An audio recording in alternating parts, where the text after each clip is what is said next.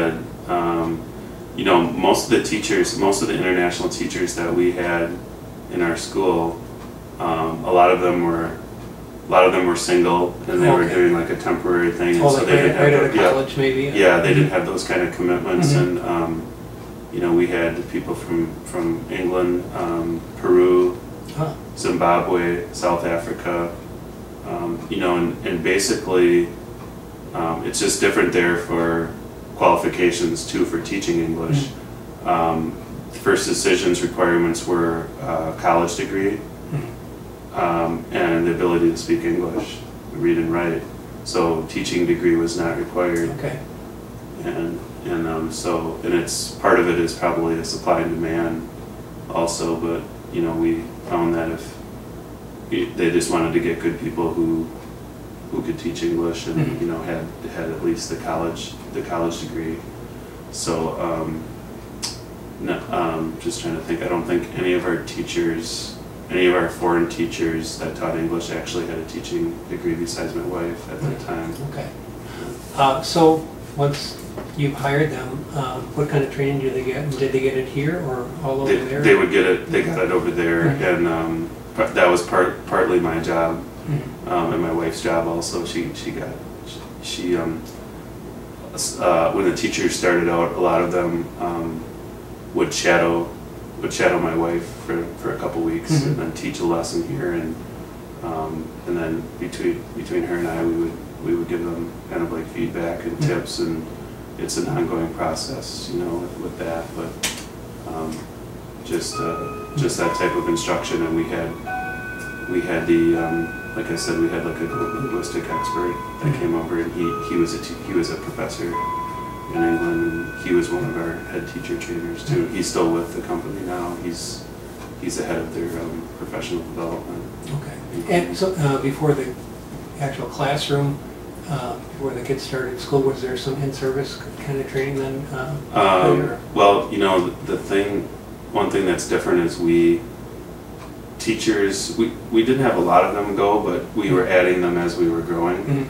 So we were kind of like right in the middle of the school year, and we had a teacher, so we wouldn't have the typical in-service like we would have here, but they had, I guess we eased them in kind of slow so that we could get a chance to see what their skills and strengths were, and what maybe they needed to work on and things like that for teaching. So okay. But until you get them over there, you don't really know much of that as a principal. Right. Taking a chance on it based on their qualifications. Yeah, and the biggest thing, you know, I would be on the interview for that, and then the CEO of the company, she was in on all the hiring of the teachers, and her biggest thing was, you know, looking at the background, but she was fluent in English, of course, herself, both reading and writing, and that was one of her biggest things was how well do they speak and write.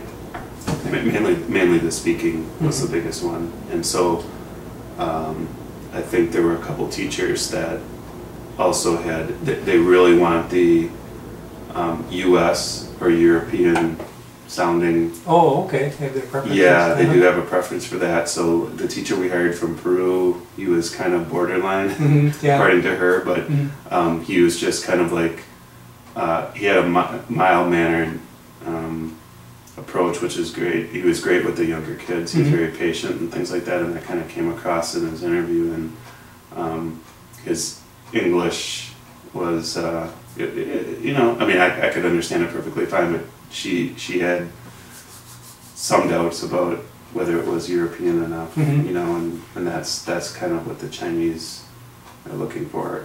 They actually prefer England, you know, and then U.S. Oh, okay. They like the English sound. That's easier, I guess, to understand. Okay.